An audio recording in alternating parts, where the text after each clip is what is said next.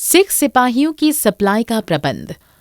गुरु नानक साहिब के समय से लोहगढ़ किलाबंदी की योजना तैयार की गई और नाहन में वणजारे सिख गुरु नानक साहिब के आगमन से पहले ही मौजूद थे। भाई मणि सिंह के पूर्वजों का इस इलाके पर दबदबा था और उनको इलाके की भूगोलिक व प्राकृतिक जानकारी भी थी। 15वीं शताब्दी में वणजारे व्यापार करने के साथ साथ शूरवीर योद्धा भी थे और मौके की सरकारों की अनुमति से इन वंजाड़ों के पास हजारों की तादाद में फौज रहती थी ताकि वो अपनी पूंजी और टांडों की सुरक्षा कर सकें। अध्याय 22 में थानेसर में 10 सिख गुरु साहिबान के प्रचार दौरे और बाद में हलीमी राज की स्थापना हेतु लोहगढ़ में दौरे का विस्तार पूर्वक विवरण दिया गया है। इसके अतिरिक्त पीर बुद्धू शाह के पूर्वज सढौरा में बड़ा गढ़ तैयार करके गुरु नानक साहिब के समय से रहना आरंभ कर चुके थे। पीर दस्तगीर भी गुरु नानक साहिब के पीछे चलकर सढौरा में आकर बस गया, जिसका विवरण अध्याय 21 पर दिया गया है। लगभग 200 साल तक गुरु नानक साहिब के जोते सूफी संत और वणजारे सिख लोहगढ़ में हलीमी राज की स्थापना के लिए कार्य करते रहे। जैसे कि अध्याय 1 में इस बात की जानकारी दी गई है कि 7वें गुरु हर राय साहिब 13 वर्ष सन 1645 से 1657 तक थापलपुर गांव में 2200 हथियारबंद घुड़सवारों के साथ ठहरे थे, जो लोहगढ़ क्षेत्र में आता है। विडंबना की बात यह है कि इस पूरे मुद्दे को लेकर सिख इतिहासकार मुंह में दही जमाए बैठे हैं, जैसे मुगल हिंदू राजाओं को भी परेशान करते थे। गुरु घर के प्रति भी द्वेष भावना रखते थे। गुरु नानक साहिब दूरदृष्टि से इस बात को भांप गए थे कि मानवतावादी विचारधारा को लागू करना आसान नहीं होगा और इसके लिए बड़े युद्ध की तैयारी करने की आवश्यकता है। लोहगढ़ का क्षेत्र कुदरती भंडारों से भरपूर था और इस क्षेत्र में पर्याप्त मात्रा में पानी और खाने के लिए रसद उपलब्ध थी। इसके अतिरिक्त किलेबंदी के लिए पत्थर और चूना मौके पर ही मौजूद था, इसलिए ये जगह हर लिहाज से खालसा राज की स्थापना के लिए उचित थी। सन 1710 में जब मुगल फौज ने सिख फौज के साथ युद्ध पानीपत से आरंभ किया और सिख फौज बड़ी रणनीति से मुगल फौज को लोहगढ़ क्षेत्र में ले आई, जहां पर सिख फौज की पीने के पानी और खाद्य सामग्री की पूरी तैयारी थी। मुगल फौज के पास इन संसाधनों की कोई व्यवस्था नहीं थी, इसलिए बादशाह बहादुर शाह के समय लोहगढ़ में मुगल फौज को कोई बड़ी कामयाबी हाथ नहीं लगी। इस कारण मुगलों की फौज पतन की ओर जानी शुरू हो गई। दीवान भिखारी दास ने महाराजा जयसिंह को सूचित किया कि भारी बारिश के कारण शाही शिविर में अनाज की बहुत कमी आ गई है, भारी संख्या में घोड़ों की मृत्यु हो गई है और अन्य जंगली जानवरों के मरने के कारण लड़ाई के मैदान में भारी बदबू फैल गई है और बीमारी पड़ रही है। इन वणजारों ने बुरे हालातों में भी सिखों के लिए अनाज की कमी नहीं आने दी। अनाज की अधिक कमी ने मुगलों पर बुरा प्रभाव डाला। इसके अतिरिक्त सिख फौज के लिए पहाड़ों के रास्ते घोड़े और हथियार पर्याप्त मात्रा में पहुंच रहे थे। अखबारे दरबारे मौला में इन तथ्यों को महत्वपूर्ण संदर्भ और बादशाह बहादुर शाह के राज्यकाल के 5वें वर्ष यानी सन 1710 में जगजीवन दास ने रिपोर्ट दी कि कुछ लोग सिखों के लिए घोड़े और बारूद खरीदते थे और उनको कोहिस्तान के पहाड़ियों के रास्ते लाते थे। अगर कोई उनको रोकता तो वो किसी इलाके के जमींदारों के लिए कहकर निकल जाते थे। इस कार्यवाही पर बादशाह ने पड़ताल करने के भी हुक्म दिए थे। लोहगढ़ और इसके मोर्चों पर पानी का प्रबंध। लड़ाई के समय पानी की बहुत जरूरत होती है। पानी वाले कुएं तो सभी लोहगढ़ किले में ही थे, जहां मुगलों की पहुंच नहीं थी। किसी ने झूठी अफवाह फैला दी कि सिख फौज ने लोहगढ़ क्षेत्र के कुओं में जहर डाल दिया है और इसलिए बहादुर शाह ने हुक्म दिया कि कोई भी मुगल फौजी सिख मोर्चों के कुओं से पानी ना पिए। इस कारण मुगल फौजियों की परेशानी और बढ़ी। यहाँ पर यह भी व्यक्त किया जाना उचित होगा कि किसी भी जंग में पानी सबसे महत्वपूर्ण जरूरत है और यदि ये उपलब्ध नहीं है तो कोई भी जंग जीती नहीं जा सकती। दूसरी ओर सिख फौजियों के पास पर्याप्त मात्रा में पानी पहाड़ों में उपलब्ध था। अग्रिम 52 मोर्चों में भी भाई लक्खी शाह वणजारे के लगाए कुएं मौजूद थे, इसलिए सिख फौज हर समय लोहगढ़ में मुगल फौज पर हावी रही। इतिहासकारों के अनुसार लोहगढ़ की लड़ाई के बारे में गलत जानकारी। अधिकतर इतिहासकारों ने लिखा है कि मुगल फौजों ने सढौरा जीतने के उपरांत लोहगढ़ पर 30 नवंबर 1710 को हमला किया और अगले ही दिन 1 दिसंबर को कब्जा कर लिया। जरनैल बंदा सिंह बहादुर अपने बचे कुचे कुछ साथियों सहित नाहन की पहाड़ियों से निकल गए। लोहगढ़ किले पर कब्जा करने की कहानी से संबंधित लगभग यही या इसके साथ मिलता जुलता विवरण कई इतिहासकारों की लेखनी में मिलता है। सभी इतिहासकारों ने वास्तव में लोहगढ़ की जंग का हवाला मुगल या फारसी स्रोतों के आधार पर दिया है।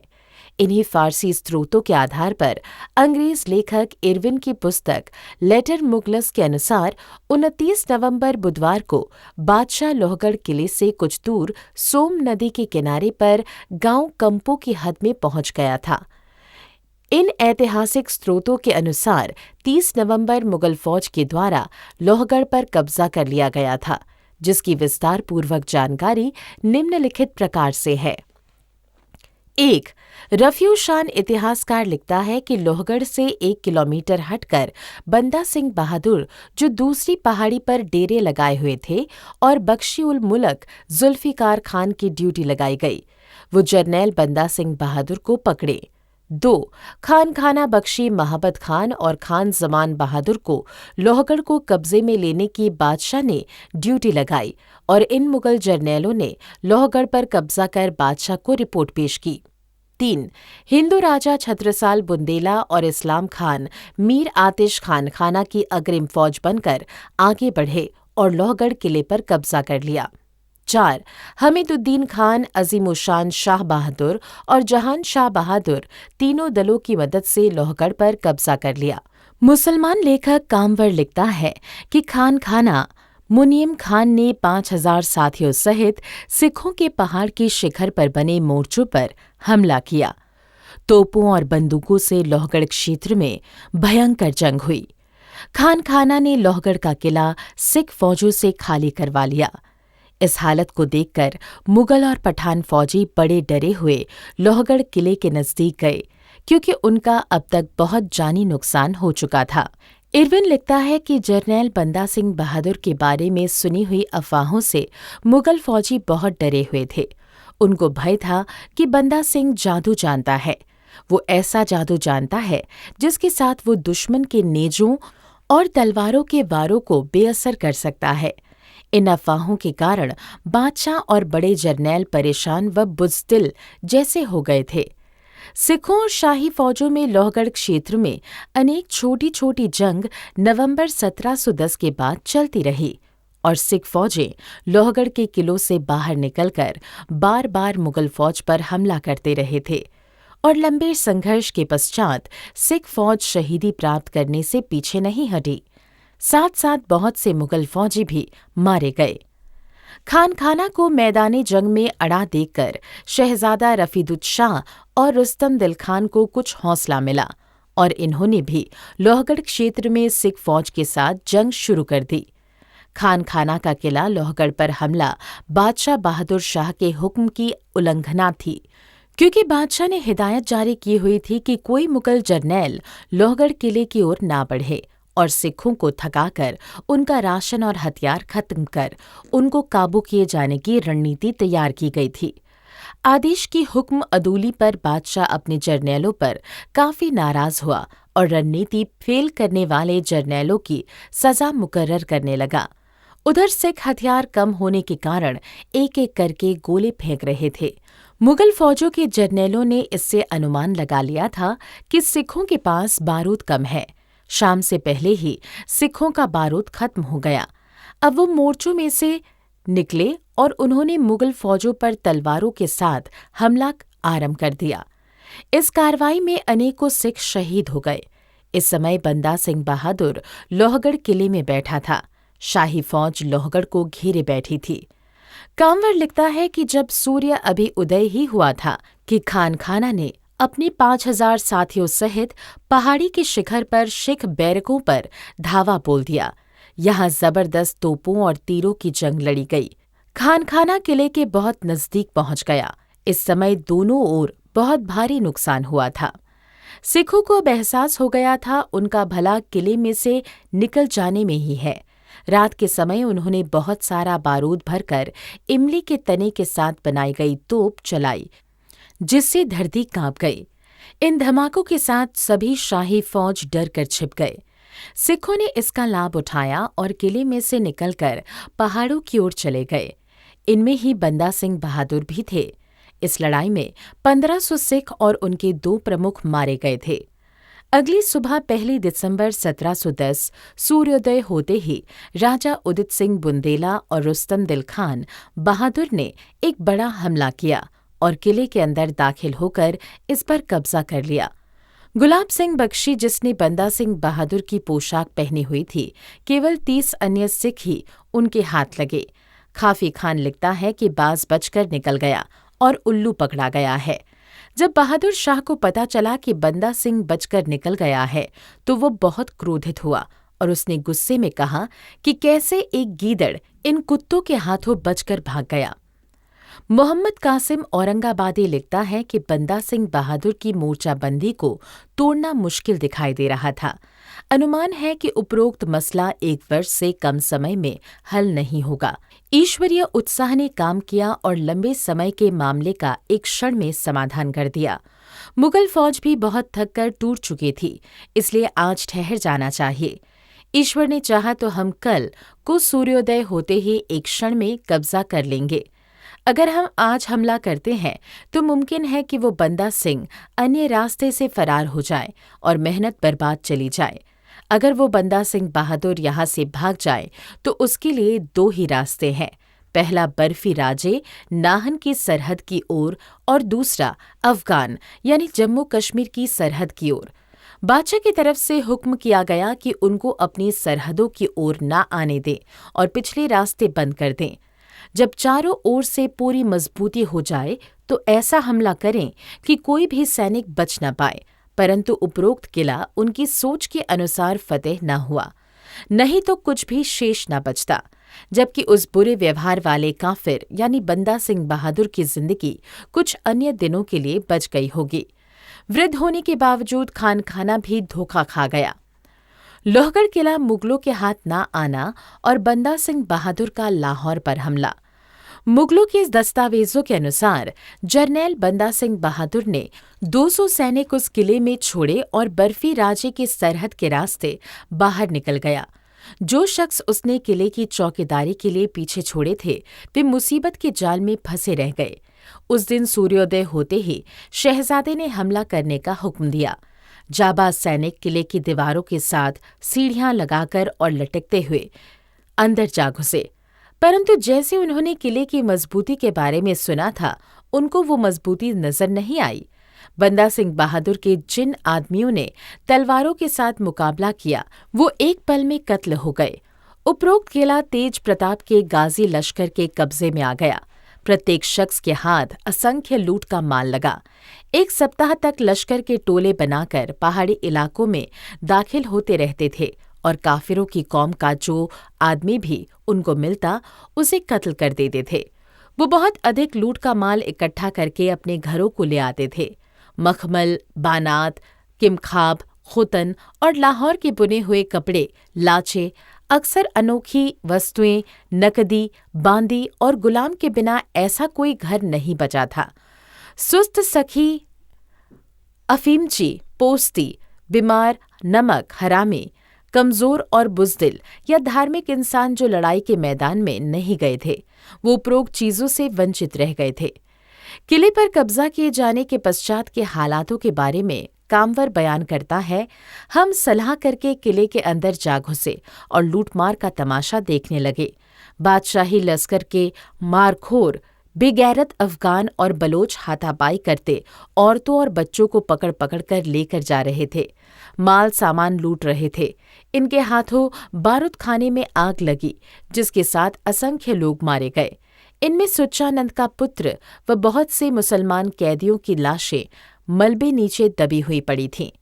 मुगल फौजों को लोहगढ़ किले से 5 हाथियां, 3 तोपें, 17 छोटी तोपें, 7 बंदूकें, एक शामियाना और कुछ चांदी के चोबे ही हाथ आए। लोहगढ़ के जमींदार कुंदन से 8 लाख रुपए और अशर्फियां वसूल हुई। 1 दिसंबर को लूट का सारा माल असबाब बादशाह के खेमे में लाया गया।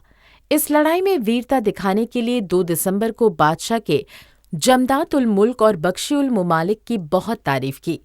ऐसे ही जोरावर खान, रणबाज खान और शेर खान को बहादुरी के लिए खिल्लतें दी गईं। क्या लोहगढ़ किले को एक दिन में जीत लिया गया था? उपरोक्त उल्लेख मुगलों की लिखतों के आधार पर है या फिर अखबारे दरबारे मौला जयपुर के राजे को लिखे पत्रों के आधार पर है, और इन पत्रों में भी जो कुछ लिखा जाता था वो बादशाह के शिविर से मिली जानकारी के आधार पर ही होता था। इस कारण ये विवरण सभी मुसलमान लेखक ने एक तो बादशाह को खुश करने के लिए और दूसरे सिखों को कमजोर साबित करने के लिए लिखा था। हमने देखा कि लोहगढ़ का किला 28 से 30 किलोमीटर लंबा और 10 से 15 किलोमीटर चौड़ा था। इसके इर्द गिर्द लगभग 150 कोस तक जरनैल बंदा सिंह बहादुर ने मोर्चे बनाए हुए थे। क्या इस किले को 1-2 दिन में कब्जे में लिया जा सकता था? ये नामुमकिन है। एक दिन में तो ज्यादा से ज्यादा एक पहाड़ी पर जीत हासिल की जा सकती थी। यहाँ तो दर्जनों पहाड़ियां थीं। हर पहाड़ी पर बुर्ज और मोर्चे बने हुए थे। सन 1735 की रचना अहवाल उल खवाकीन का लेखक मोहम्मद कासिम औरंगाबादी पृष्ठ 34 से 37 में लिखता है कि खानखाना मुनायम खान की नेक सलाह के साथ शहजादे की राय भी यही थी कि बंदा सिंह बहादुर की मोर्चाबंदी को तोड़ना बेहद मुश्किल दिखाई दे रहा था। मन में ये बात भी आ रही थी कि इस मसले का 1 वर्ष से कम समय में समाधान नहीं होगा। इतनी बड़ी लोहगढ़ की किलेबंदी को इतिहासकारों ने झूठ बनाकर पेश किया। ये सब कुछ मुगलों का मनोबल बढ़ाने के लिए और मुगल सल्तनत की बेबसी को छुपाने के लिए किया गया। मुगल फौज को सिखों ने लोहगढ़ किले के निकट नहीं आने दिया। मोहम्मद कासिम औरंगाबादी पृष्ठ 11 अहवाल उल खवाकीन में लिखता है कि जरनैल बंदा सिंह बहादुर के हाथों अनोखी घटनाओं का उल्लेख करना इस्लाम का अपमान है। वो ये भी लिखता है कि जो भी किले में प्रवेश करने के लिए आगे बढ़ता उसे अपनी जान गंवानी पड़ती थी। शिरोमणि गुरुद्वारा प्रबंधक कमेटी द्वारा प्रकाशित मासिक पत्रिका गुरमत प्रकाश के मई 2011 अंक के पृष्ठ 53 में प्रोफेसर बलवंत सिंह लिखते हैं कि लोहगढ़ किला हुनर व कला की जीती जागती मिसाल है, जिस पर विजय पाने के लिए 60,000 की मुगल फौज भी कम थी। लोहगढ़ किले के कब्जे का झूठा प्रचार। ये दावा करना कि अगले ही दिन हमला करके कुछ ही घंटों में मुगल फौजों ने किले पर कब्जा कर लिया, हास्यप्रद लगता है।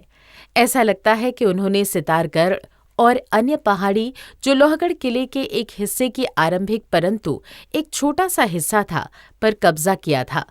बादशाह को खुश करने के लिए ये प्रचार किया था कि उन्होंने लोहगढ़ किले पर कब्जा कर लिया है।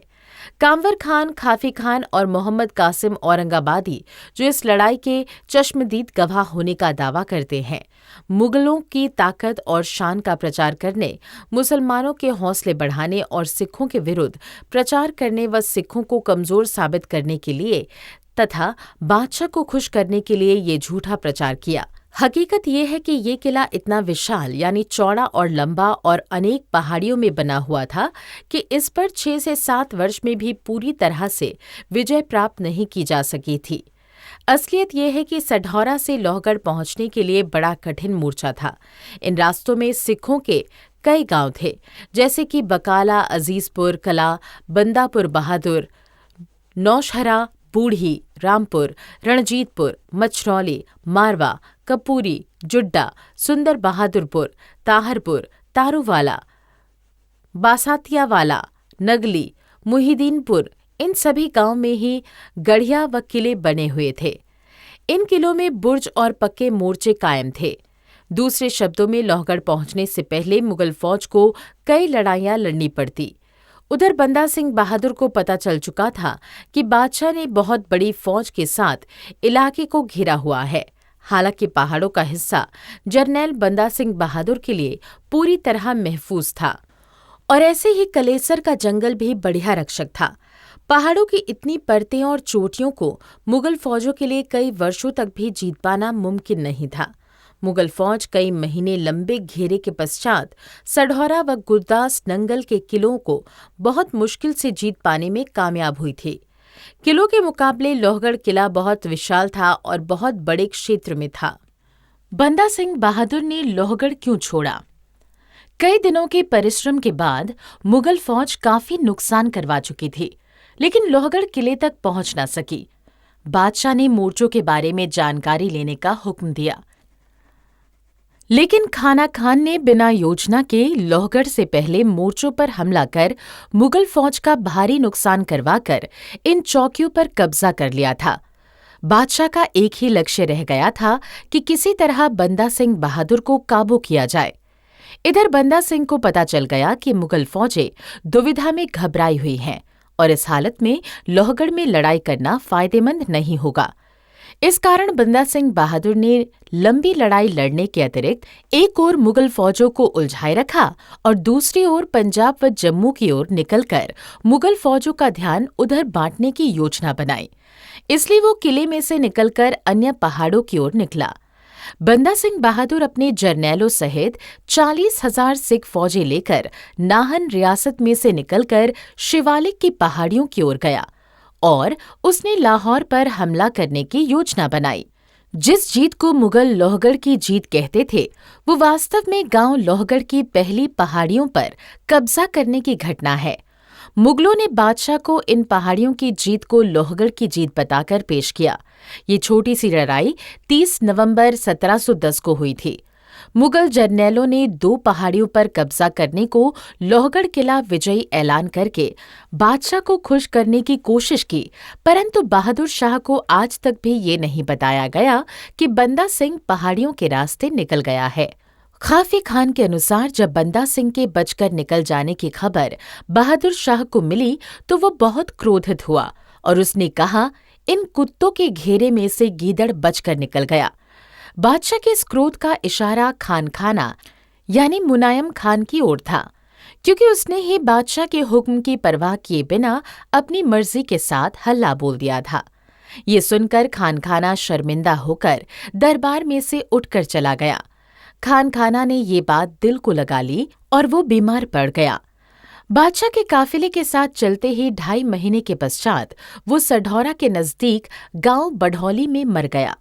इस खान खाना को मुगलिया सल्तनत का उस समय का सबसे बड़ा मनसबदार, 7,000 व्यक्ति और 7,000 सवार, जिसमें से 5,000 2 अस्पा था। खान खाना अब तक अपने कारनामों के कारण 1 करोड़ रुपए के लगभग इनाम हासिल कर चुका था। जरनैल बंदा सिंह के बच निकलने के अफसोस के तौर पर बादशाह ने ढोल, नगाड़े और नाच गाना बंद करवा दिए और वो उचाट होकर बैठ गया। बंदा सिंह बहादुर के किले में से बचकर निकलने और गुलाब सिंह के पकड़े जाने के बारे में खाफी खान लिखता है कि बाज उड़ गया था और उल्लू पकड़ा गया था। मोहम्मद कासिम औरंगाबादी यानी अहवाल उल खवाकीन के अनुसार बड़े शहजादे और खान खाना ने किले को जीतने के उपरांत तुरंत ही बादशाह को हरकरा भेजकर दरख्वास्त भेजी, जिसको पढ़कर बादशाह बहुत खुश हुआ और अल्लाह के शुक्राने के तौर पर सजदे किए। बंदा सिंह बहादुर के निकल जाने के कारण वो उचाट होकर रह गया। बादशाह ने पूछा कि वो किस रास्ते से बाहर निकल गया।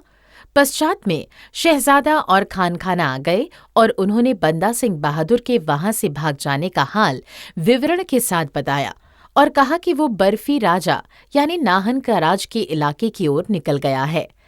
इस पर बादशाह ने हुक्म किया कि बर्फी राजा को बिना किसी विलंब के उपस्थित किया जाए। शायद मोहम्मद कासिम औरंगाबादी मुनायम खान के साथ सहानुभूति रखता था, परंतु अपनी लिखित के 32 पन्ने पर वो मुनायम खान के पुत्र महाबत खान को उसकी ओर से अमीनगढ़ की लड़ाई में सिक्कों से पराजित होने के कारण निंदा करता है। मुकाबलों को बर्दाश्त न करता हुआ केकड़े की तरह मुंह फेर लिया की संज्ञा देता है। 3 दिसंबर 1710 को बादशाह ने दरबार लगाया और सिखों के विरुद्ध लड़ाई में भूमिका निभाने वालों को इनाम दिए। जमदात उल मुल्क और बख्शी उल मुमालिक को रेशमी पोशाक और पगड़ी, हमीदुद खान को कपड़े के 4 थान की रेशमी पोशाक, बख्शी उल मुल्क महाबत खान और इस्लाम खान बहादुर को स्पेशल रेशमी पोशाक और राजा उदित सिंह को भी बढ़िया रेशमी पोशाक दी गई। राजा छत्रसाल को जिघा, कलगी और चूड़ामणि जट को हाथी भेंट किया गया। हामिद खान को जोड़ा जामा भेंट किया गया। ये चूड़ामणि जाट एक हिंदू जर्नैल था जो बहादुर शाह के बागी भाई तारा आजम का साथी था, परंतु जनवरी 1709 की लड़ाई में तारा आजम की पराजय और मौत के पश्चात इसने तारा आजम का खजाना लूट लिया था और बहादुर शाह के साथ आ गया था। इसके साथ ही बादशाह ने ज्ञानचंद यानी राजा कमायूं, फतेह शाह राजा गढ़वाल और भूप्रकाश उर्फ राजा बर्फी राजा नाहन के नाम फरमान भेजे कि बंदा सिंह बहादुर डाबर लोहगढ़ से निकल गया है। अगर आपकी सीमा में पहुंचे तो उसे गिरफ्तार करके हजूर के दरबार में पेश किया जाए। बादशाह ने हामिद खान को बंदा सिंह बहादुर की तलाश में भेज दिया और कहा कि वो ना पकड़ा जा सके तो नाहन के राजे भूप्रकाश को पकड़ के ले आए, क्योंकि बंदा सिंह बहादुर उसके इलाके में गए थे। बादशाह ने यह भी हुक्म दिया कि नाहन राजा को गिरफ्तार करके पिंजरे में डालकर दिल्ली लाया जाए। ये वही पिंजरा था जिसमें बंदा सिंह बहादुर को डालकर लाने के लिए वहां लाया गया था।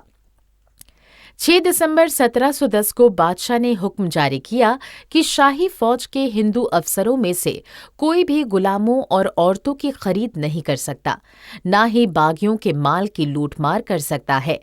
ये अधिकार केवल मुसलमान को ही हासिल था। बादशाह ने यहाँ तक कहा कि अगर किसी हिंदू अफसर ने कोई गुलाम या औरत पकड़ी हो तो उसे छोड़ दे।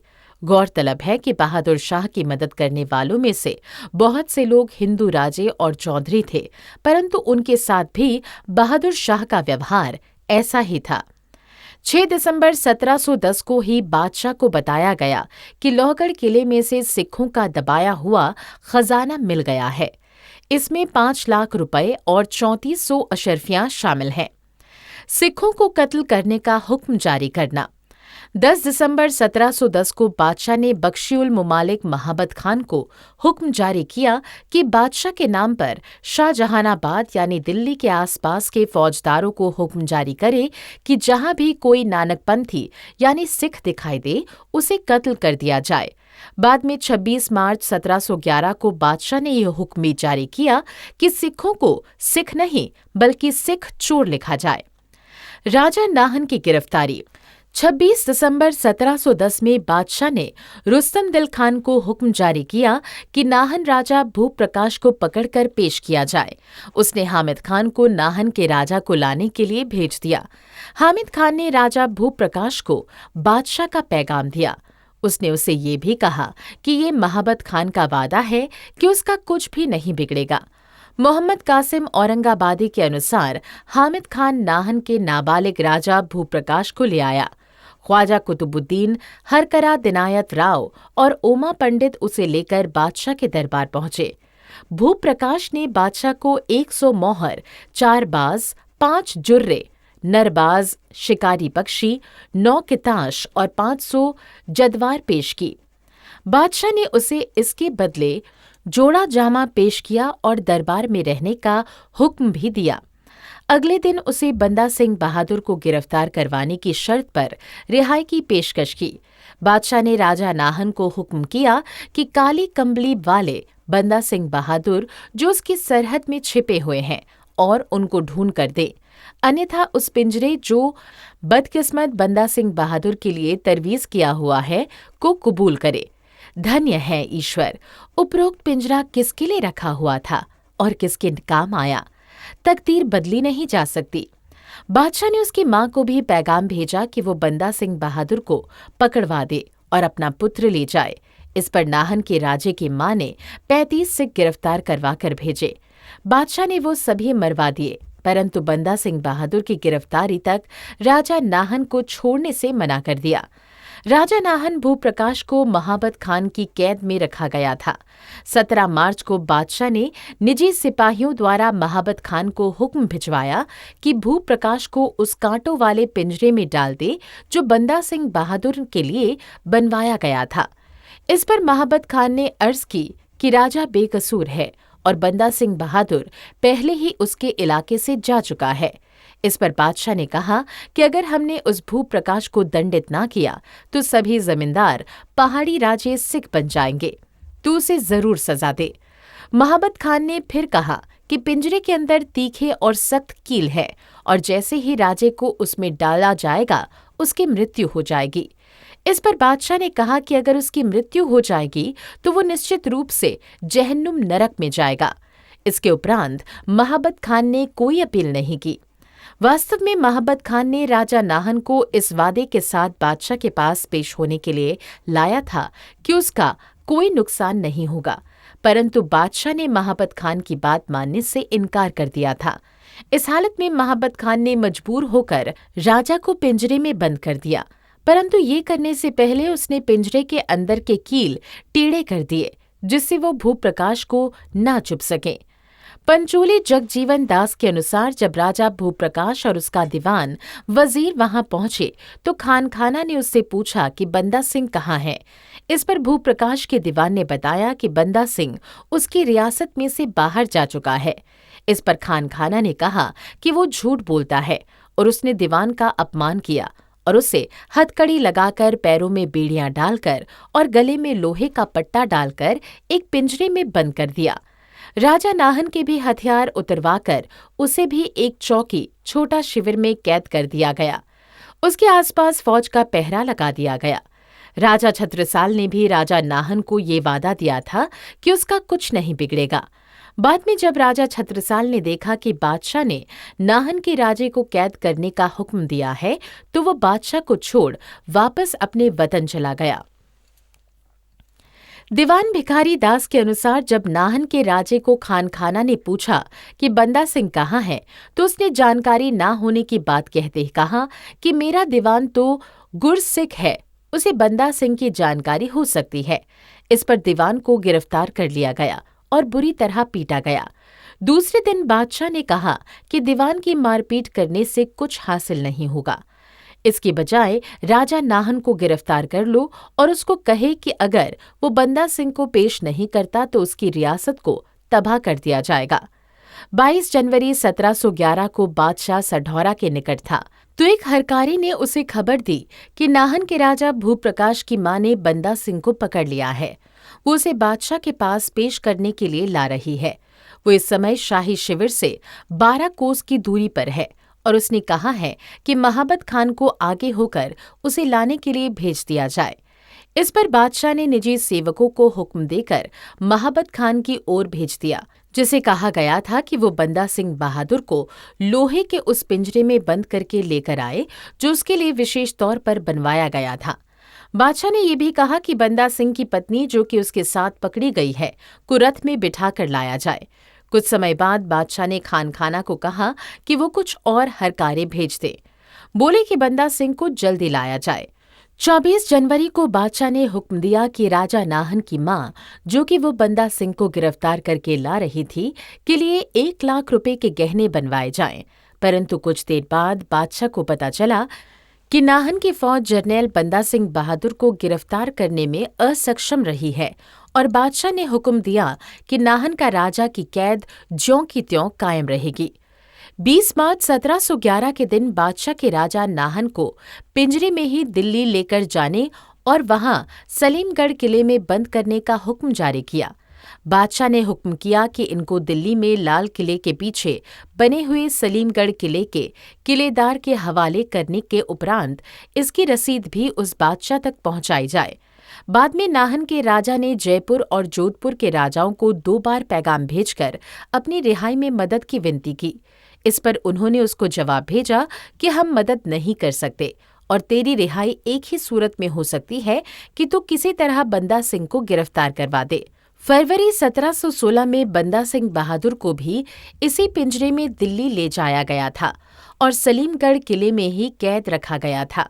फुटकल: बहादुर शाह की मौत के उपरांत में नए बादशाह जहांदर शाह ने 2 जुलाई 1712 को नाहन के नाबालिग राजा को कैद से अपने दरबार में बुलाया।